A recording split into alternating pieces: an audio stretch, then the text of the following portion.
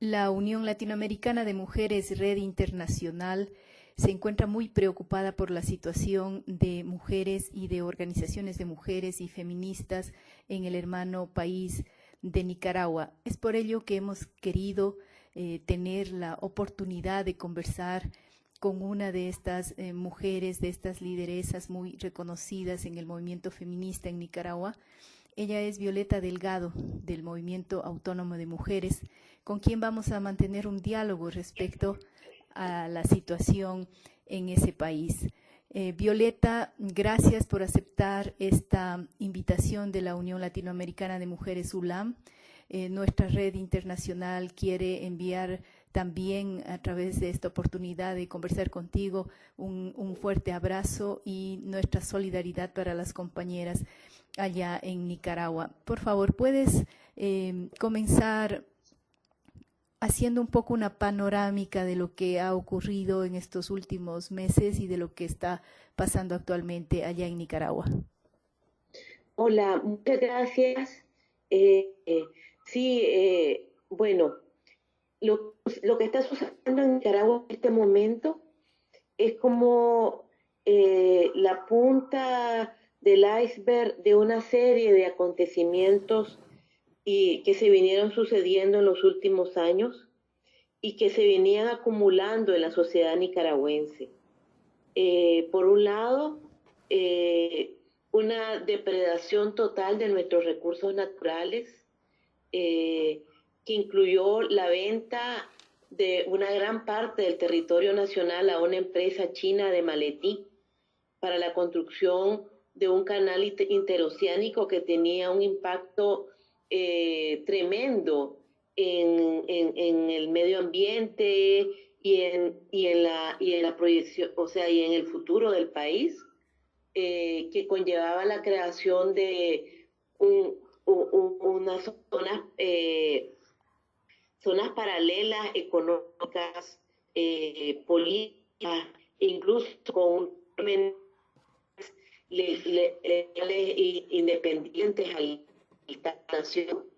Y todo esto se vino acumulando y finalmente explotó el 18 de abril con una protesta que estudiantes universitarios realizaron, primero por la falta de atención que el gobierno de Nicaragua le estaba dando precisamente a la quema de una reserva forestal que está ubicada en este cordón que le cedió a esta empresa, por las reformas de seguro social que incluían la disminución a los jubilados, y el tiempo que los jubilados tienen que trabajar para tener acceso a la atención completa. Estas protestas de los jóvenes universitarios fueron reprimidas por el Estado y el primer día tuvieron los primeros 5 muertos, 5 jóvenes asesinados por balas de francotiradores ubicados en los alrededores de la Universidad Nacional. El segundo día tuvimos 22 jóvenes asesinados. O sea, que no fue un hecho que el Estado que se pudiera identificar como un acto erróneo que pudo haber sido reparado al día siguiente, enjuiciando, identificando a los culpables de una decisión como esta y llevándolo a los tribunales y rectificando ese actuar de parte de la policía, sino que este comportamiento se continuó dando de manera escalada en los siguientes 8 días, de tal manera que 8 días después de la primer masacre teníamos ya más de 70 jóvenes asesinados.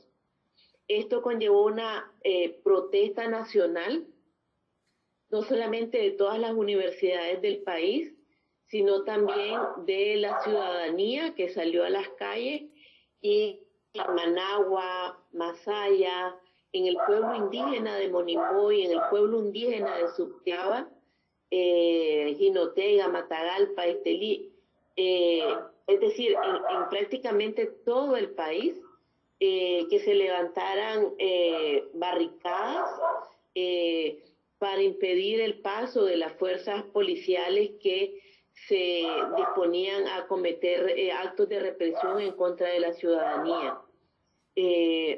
Durante 30 días los ciudadanos en protesta sufrieron ataques que fueron enfrentados con, pues, sin armas, en el mayor de los casos con algo que aquí denominamos morteros, que son unos tubos en donde la gente coloca pólvora, pero obviamente que no tiene ninguna comparación con las armas de alto calibre que fueron utilizadas por parte de las fuerzas regulares e irregulares para atacar a los ciudadanos.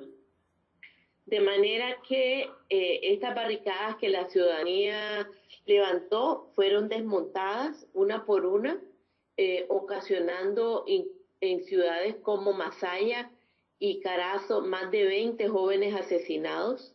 En Masaya hay aproximadamente 56 muchachos asesinados en estos actos represivos por parte de la policía, que en los últimos 30 días se vieron acompañados por fuerzas paramilitares que todavía hay que patrullar. En las últimas semanas, en menor medida, a causa del asesinato de Raineri, una joven brasileña médica que venía de edad hospital, y estaba ubicada en la Universidad Nacional, y obviamente, desgraciadamente, el sacrificio, por así decirlo, de esta joven conllevó que muchos de ellos fueran quitados de las barricadas que a su vez puso para supuestamente monitorear el movimiento de la ciudadanía, pero que todavía siempre que hay cualquier tipo de demostración cívica, de cualquier, o sea, un plantón, una marcha, incluso llevar la bandera,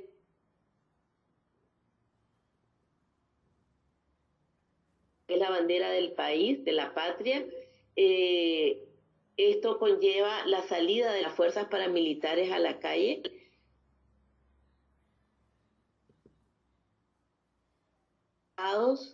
que no son parte aparente, pues, de las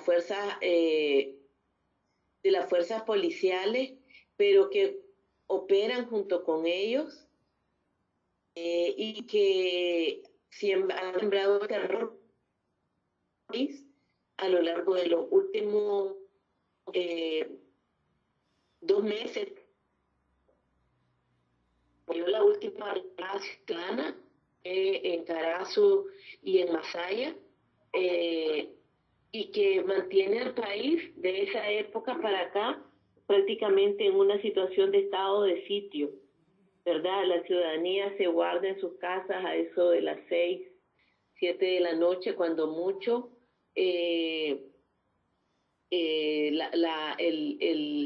O sea, el funcionamiento económico del país está prácticamente, pues, en un claro deterioro, con más de 40.000 personas exiliadas. De estos 40.000, aproximadamente 28.000 salieron hacia Costa Rica, de refugiados. O sea, estamos ante una grave crisis humanitaria, ante una grave crisis de derechos humanos.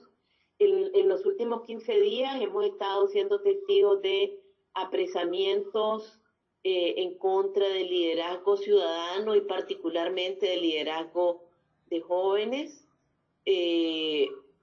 Hace 2 días apresaron a jóvenes líderes que participaban en una marcha cívica en León, entre los cuales están dos mujeres, hay aproximadamente 400 presos políticos, de los cuales están contabilizados que aproximadamente 50 son mujeres. Todavía hay desaparecidos de las masacres de abril, mayo y junio. Las organizaciones de derechos humanos registran más de 400 asesinados.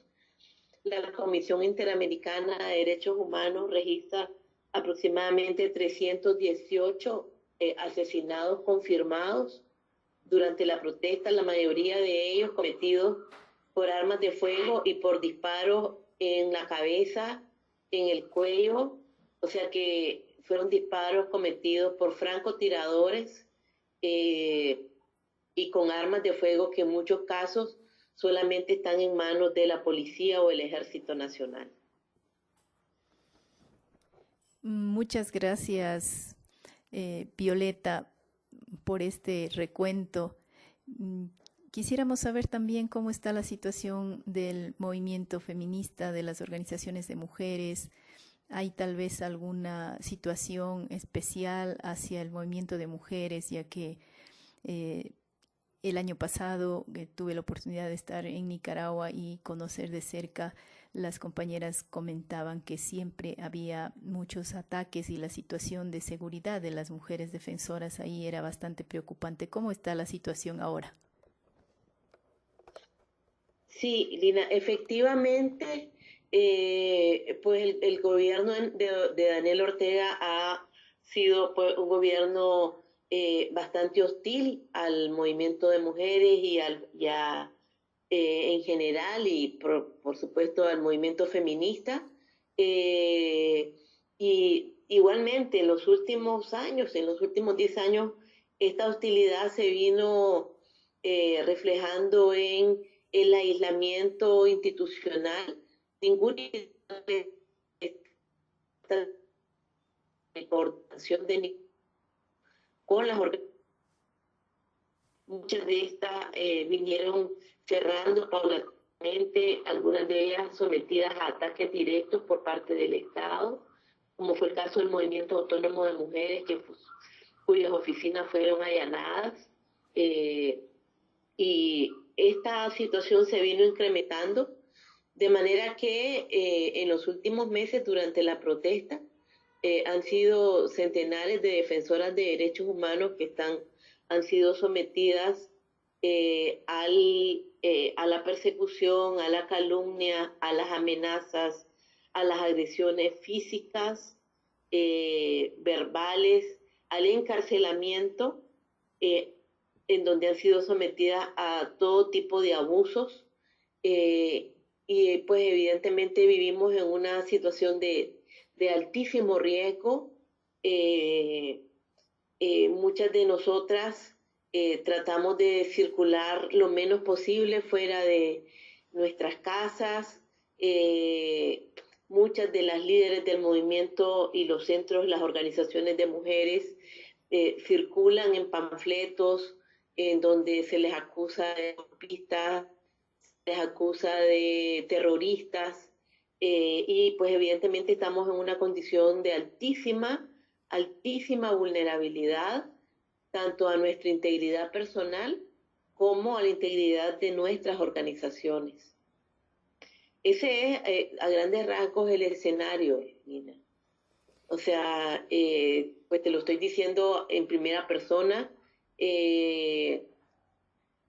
con una posibilidad de movilización personal bastante restringida, y el cuidado de mi familia, el cuidado de mis hijos, el cuidado de mi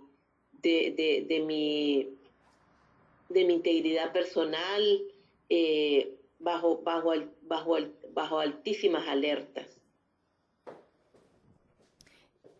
Muchas gracias. Entonces, Violeta, para continuar el diálogo, ¿qué es lo que se ha logrado con los organismos internacionales? Sabemos que la ONU, sabemos también que la Organización Naciones Americanas se ha pronunciado. ¿Qué es lo que miran ustedes de lo que está haciendo estos organismos internacionales? Y de paso también cómo han reaccionado la solidaridad internacional de las mujeres a nivel de Latinoamérica y del mundo.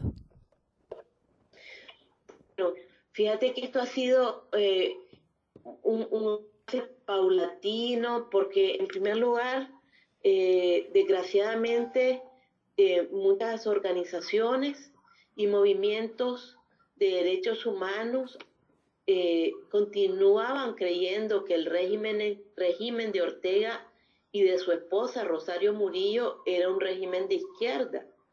Y durante muchos años las feministas y muchas organizaciones sociales venimos difundiendo la alianza de Ortega con el Gran Capital, la alianza con los grupos fundamentalistas, el comportamiento abusivo y violador de derechos humanos y la instauración de una dictadura, de tal manera que esto llegó a su cúspide cuando él instala a su esposa como vicepresidenta.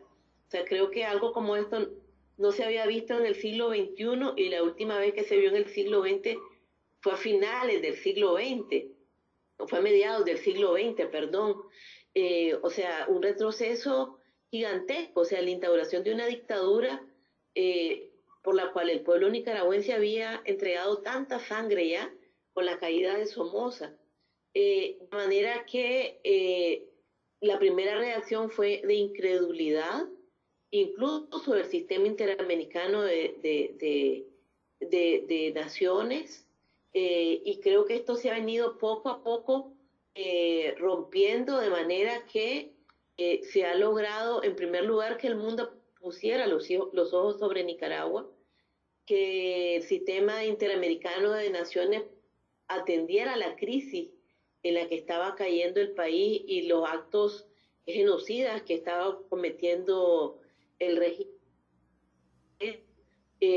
o sea, a la vista y paciencia y con una impunidad total, de manera que se logró la presencia de la Comisión Interamericana de Derechos Humanos, que la CIDH estuviera testificando todo lo que estaba ocurriendo en el país. De este grupo de expertos para no es una comisión de la verdad, es una comisión que analizara los hechos y para comportamientos y responsables de los asesinatos cometidos hasta antes del, tengo entendido, 22 de abril. Desgraciadamente, la cantidad de muertos de esa fecha para acá se ha duplicado, pero al menos no operando bajo la sombra y la mampara de ser un régimen de izquierda, estudiantes persiguiendo campesinos, encarcelando líderes ciudadanos, y bueno, yo creo que el hecho que el mundo le esté y que América la gravedad de esta crisis, que ya líderes sociales se estén dando, yo creo que es un avance trascendental, porque pues estábamos realmente solos ante la incredulidad del mundo sobre lo que estaba ocurriendo en Nicaragua. Violeta, para finalizar nuestro diálogo, ¿qué es lo que se puede hacer las organizaciones de mujeres, las redes internacionales de mujeres, de defensoras y defensores de derechos humanos y los pueblos y la ciudadanía en general? ¿Qué podemos hacer para continuar con la solidaridad hacia el pueblo nicaragüense? Sí, para nosotros es básico, indispensable que continúen haciendo lo que ya están haciendo, y es alzar la voz y no dejar que lo que ocurrió y lo que Nicaragua deje de estar en el tapete público. Pero volvemos otra vez a la cuenta de la impunidad, en donde el dejar tener el foco de la opinión pública encima, les da un ropaje de, vuelvo a decir, de impunidad para continuar cometiendo violaciones a derechos humanos. El diario es inmune a la crítica, al enjuiciamiento social, y es inmune a la condena de los pueblos. Y con toda seguridad, si ustedes pueden hacer afuera lo que muchos de nosotros ya no podemos seguir haciendo adentro. O sea, si ustedes pueden salir a pronunciarse frente a las embajadas de Nicaragua en sus países, si ustedes pueden seguir pronunciándose y condenando lo que está ocurriendo y difundiendo las noticias y demandando y respaldando los llamados a la solidaridad internacional que las feministas estamos haciendo desde hace varios meses, y que en este momento tiene como principal objetivo la salida de las presas políticas que están siendo torturadas y están siendo aisladas, algunas de ellas en cárceles de máxima seguridad, y que por su integridad personal estamos demandando urgentemente su liberación.